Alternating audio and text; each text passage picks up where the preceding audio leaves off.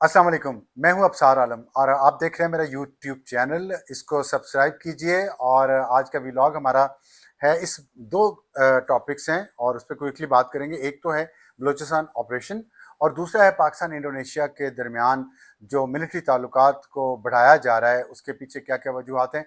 आपको इन दोनों टॉपिक्स पे आज इस पे बात करते हैं। और सबसे पहले हम इंडोनेशिया और पाकिस्तान के बारे में बात कर लें। आज ही इंडोनेशिया का एक वफ्द वहाँ के वज़ीर दिफ़ा जाफ़री शम्सुद्दीन की क़यादत में पाकिस्तान आया हुआ है और आज ही प्राइम मिनिस्टर शहबाज शरीफ से बातचीत की है उन्होंने। वफ़द ने मुलाकात की और उसके बाद वफ़द की एक मुलाकात हुई है GHQ रावलपिंडी में, जिसको लीड किया है फील्ड मार्शल आसिम मुनीर ने।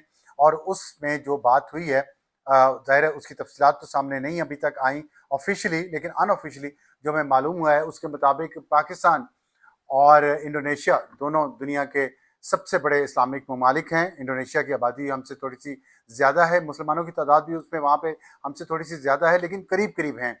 और दोनों ममालिक का पूरे तमाम इस्लामिक ममालिक पे बहुत गहरा असर नफूज है। और इंडोनेशिया का ख़ास तौर पर पैसिफिक रीजन में बहुत बड़ा मुल्क है, बहुत उसका असर है। और पिछले दिनों जो पाक भारत जंग हुई है उसके बाद इंडिया की जो इंडिया को जो नुकसान हुआ है, उसकी रेपुटेशन को जो नुकसान पहुंचा है, उसके बाद जो रीजनल प्लेयर के तौर पे पाकिस्तान उभरा है। और पाकिस्तान चाइना के साथ मिल के इस रीजन में एक ऐसी कुव्वत, एक काउंटर बैलेंस क्रिएट करना चाहता है जो कि इस रीजन के मफाद में हो, जिसमें अगर इंडिया शामिल नहीं भी होना चाहता तो उसकी मर्जी, इंडिया को कोशिश की जाएगी शामिल करने की। लेकिन अगर इंडिया ने कोशिश की, अपनी वही सफारती कोशिशें जारी रखी कि वो अमेरिका और मगरब के जेर असर रहे और ग्लोबल नॉर्थ का हिस्सा बने बजाय ग्लोबल साउथ का, तो फिर शायद इंडिया को आइसोलेट होना पड़ेगा इस रीजन में।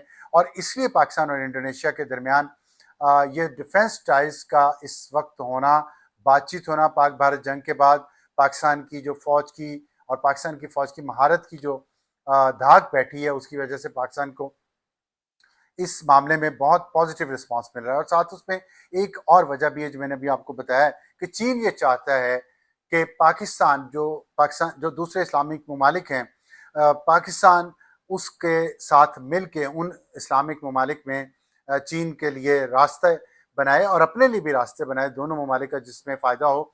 तो एक ये इस स्ट्रेटजी पे काम हो रहा है कि इस्लामी ममालिक में पाकिस्तान क्या और किस तरह हेल्प कर सकता है चीन की। और इंडोनेशिया का इसमें जब हम जिक्र करेंगे तो इंडोनेशिया एक बहुत बड़ी फौजी कुव्वत भी है और उसने बहुत सारे राफेल तैयारों का ऑर्डर दिया है फ्रांस को, जो भी कंप्लीट नहीं हुआ। लेकिन पाक भारत जंग के बाद जो राफेल तैयारों की हालत हुई है, उसके बाद इंडोनेशिया डबल माइंडेड है कि वो राफेल खरीदे या J-10C खरीदे जो पाकिस्तान ने इस्तेमाल किए, या GF-17 थंडर जो पाकिस्तान ने चाइना के ताउन से बनाए हैं और पाकिस्तान खुद भी उनको प्रोड्यूस कर रहा है और पाकिस्तान उसके लिए नई मार्केट्स भी तलाश कर रहा है।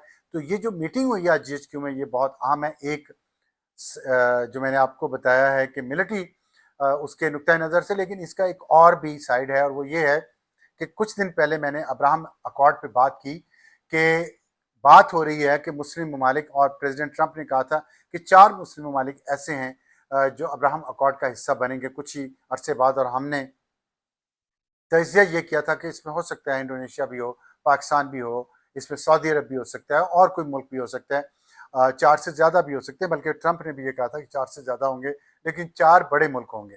तो पाकिस्तान और इंडोनेशिया का इसराइल को तस्लीम करना या ना करना बहुत अहम है इस्लामी दुनिया के लिए, क्योंकि जैसे मैंने पहले बताया कि दोनों सबसे बड़े इस्लामी ममालिक हैं। और सऊदी अरब भी उसी वक्त तस्लीम कर सकता है जब दुनिया के सबसे बड़े आबादी के लिहाज से और फौजी ताकत के लिहाज से बड़े इस्लामी ममालिक इंडोनेशिया और पाकिस्तान भी इस मामले में सऊदी अरब का साथ दें। तो इसलिए ये एक दूसरा एस्पेक्ट है जिसमें पाकिस्तान और इंडोनेशिया के दरमियान ताउन बढ़ रहा है, जो आने वाले दिनों में और बढ़ेगा। और जो दो तरफा जो विजिट्स हैं, बायलैटरल विजिट जिसको कहते हैं, वो उनका लेवल बढ़ेगा, आप देखेंगे। तो ये है जो मैं पाकिस्तान और इंडोनेशिया के हवाले से बात करना चाह रहा था। दूसरा जो बलूचिस्तान ऑपरेशन की बात इसमें है कि अगर आप डेटा देखें तो पहले 6 महीने 2025 के जनवरी से लेकर जून के एंड तक इसमें जो दहशतगर्दी के वाक़यात हुए हैं वहाँ बलूचिस्तान में, उनमें 45% इजाफा हुआ है सिर्फ 6 महीने के दौरान as compare to last year. और उसमें जो सेटलर्स हैं वहाँ पे, بلوچستان میں مطلب جو پنجابی ہیں وہاں پہ ان کی ٹارگٹ کلنگ میں اضافہ جو ہے وہ 100% ہوا ہے. تو یہ انتہائی خطرناک حد تک بڑھ گیا ہے اور پورے ملک میں اس پہ تشویش پائی جاتی ہے، خاص طور پہ پنجاب میں اور خیبر پختونخوا میں بھی اور سندھ میں بھی، جہاں بلوچ نسل لوگوں کی بہت بڑی تعداد صدیوں سے آباد ہے اور وہ اپنا نام کے ساتھ بلوچ لکھتے ہیں، سب کاسٹ بلوچ کی لکھتے ہیں اور سکون سے اپنی زندگیاں گزار رہے ہیں، سیاست کر رہے ہیں، کاروبار کر رہے ہیں، زراعت کر رہے ہیں، انڈسٹریز لگا رہے ہیں، فارم ہاؤسز بنا رہے ہیں، اچھی زندگیاں گزار رہے ہیں.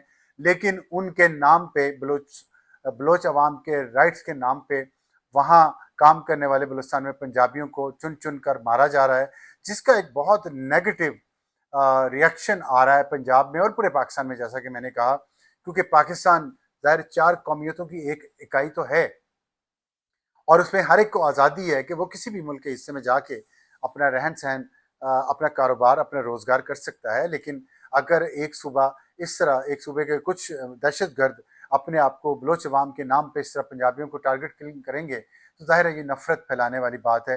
یہ وائلنس بگیٹس وائلنس، تشدد کو مزید بڑھاتا ہے. تو اس پہ کافی کنسرن پایا جاتا ہے پاکستان کی حکومت میں اور یہ فیصلہ ہو چکا ہے کہ جلد ہی ایک بہت بڑا آپریشن بلوچستان میں لانچ کیا جائے گا ان دہشت گردوں کے خلاف. اور وزیر داخلہ محسن نقوی ابھی جو کل ایران میں موجود تھے، وہاں ایران اور عراق کے وزرائے داخلہ کے ساتھ انہوں نے مذاکرات بھی کی اور ایک پریس کانفرنس بھی کی.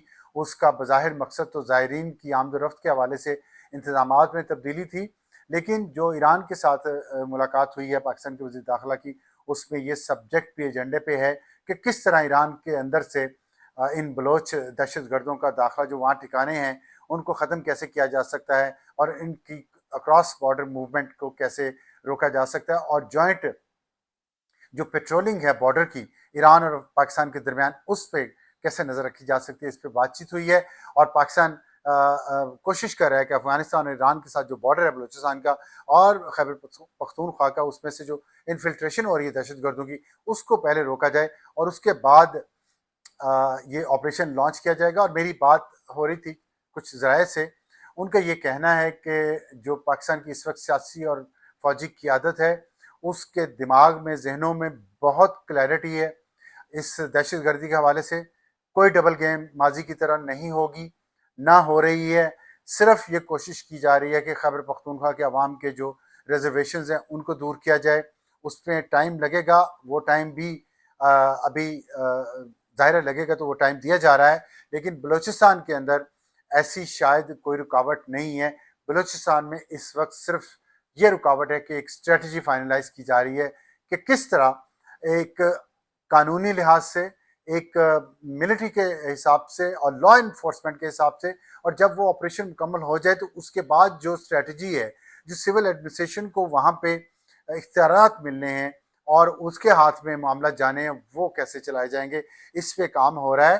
اور جب وہ کیونکہ جو فاٹا میں جو کچھ ہوا ہے، جو فیلئر ہوا ہے چند لوگوں کی ذاتی وجاہت کے لیے، فاٹا کے جو جلد مرجر کو خیبر پختونخوا میں اس کی وجہ سے جو پرابلم کریٹ ہوئے ہیں، وہ ان پرابلم سے بلوچستان میں بچنے کی کوشش ہو رہی ہے، کیونکہ وہاں صرف 10% سیٹلڈ ایریا، باقی 90% تقریباً قبائلی علاقے جیسا ہے جیسے خیبر پختونخوا میں تھے. تو وہاں پہ ایک سسٹم کو فائنلائز کیا جا رہا ہے. اس میں جو ایف سی کو فیڈرل فورس کا درجہ دیا گیا، یہ بہت اہم سٹیپ ہے اس میں، تاکہ کسی بھی وقت جب پولیس کو ضرورت ہو تو فیڈرل جو نئی فورس بنی ہے، اس کے پاس پولیس ایکٹ کے تحت بھی اختیارات ہوں گے، اس کے پاس اینٹی ٹیررزم ایکٹ کے تحت بھی اختیارات ہوں گے، اور اس کے پاس CRPC کے تحت، کرمنل پروسیجر جو کوڈ ہے اس کے تحت بھی مجرموں کے خلاف کارروائی کرنے کا اختیار ہوگا اور ان کو عدالتی نظام تک لے جانے کا اختیار بھی ہوگا. اور لیکن اس کے پاس جدید اسلحہ ہوگا، ان کی بہتر تربیت کی جائے گی. 2 ڈف انیشلی بنائے جا رہے ہیں. ایک ڈف جو ہے وہ سیکیورٹی اور سیکیورٹی کا کام کرے گا، اور دوسرا ریزرو میں رہے گا، جس صوبے کو جب بھی ضرورت ہوگی وہاں یہ پہنچایا جائے گا اس کو. اور اس میں اس کی کمپوزیشن بہت اچھی بنائی گئی ہے. 20% حصہ دیا گیا ہے تمام صوبوں کو برابری کی بنیاد پہ. پنجاب بڑا صوبہ ہونے کی وجہ سے پنجاب کا حصہ اس میں زیادہ نہیں ہوگا، پنجاب کا بھی 20% एम्प्लॉयमेंट होगी और बलूचिस्तान की जो सबसे कम आबादी वाला सूबा है उसको भी 20% कोटा मिलेगा इसमें से, और इसके साथ साथ 10% जो है वो 10% आज़ाद कश्मीर को इसमें कोटा दिया गया, 6% गिलगित बल्तिस्तान को और 4% इस्लामाबाद कैपिटल टेरिटरी जो है यहाँ की आवाम का हिस्सा होगा इस फेडरल फोर्स में, जो कि एक बफर जोन होगी मिलिट्री और पुलिस के दरमियान। पुलिस जो है तमाम सूबों की और फेडरल कैपिटल की वो उसी तरह अपना काम करेगी। रेंजर्स भी रहेंगे, लेकिन रेंजर्स की अब ज़्यादा तवज्जो पंजाब और सिंध की तरफ रहेगी। और ये फेडरल सिक्योरिटी फोर्स जो नई बनाई गई है, इस्लामाबाद के अंदर अगर हंगामे होते हैं, हंगामे यहाँ पे एहतजाज की आड़ में हंगामे अगर यहाँ पे करने की कोशिश की जाती है, तो ये स्पेशल एंटी रॉयट इसके पास ये इसको ट्रेनिंग भी दी जा रही है और काउंटर टेररिज्म की भी इसको ट्रेनिंग दी जा रही है और इंटरनल सिक्योरिटी भी इसके हवाले होगी। तो इस्लामाबाद में और बलूचिस्तान में और खैबर पख्तूनख्वा में और अगर लाहौर में या कराची में अगर ज़रूरत पड़ती है तो इसको इस्तेमाल किया जाएगा। और इस पे बहुत अरसे से काम हो रहा था, बहुत सोच विचार हो रही थी, बहुत सारे इसमें ऑप्शन थे, लेकिन जो सबसे बेहतर ऑप्शन हुकूमत को लगा वो ये है कि एफसी को कन्वर्ट कर दिया जाए फेडरल सिक्योरिटी फोर्स में, और इसके ज़रिए और दूसरे पाकिस्तान के पास जो अब जदीद हथियार हैं उसके ज़रिए इन दहशत गर्दों के ख़िलाफ़ एक एक फैसला कुन कार्रवाई का वक्त बहुत करीब आ पहुँचा है और इस पर बहुत क्लैरिटी पाई जाती है। इस पर जो भी मज़ीद डेवलपमेंट होगी आपको आगाह रखेंगे। मेरे चैनल को सब्सक्राइब कीजिए।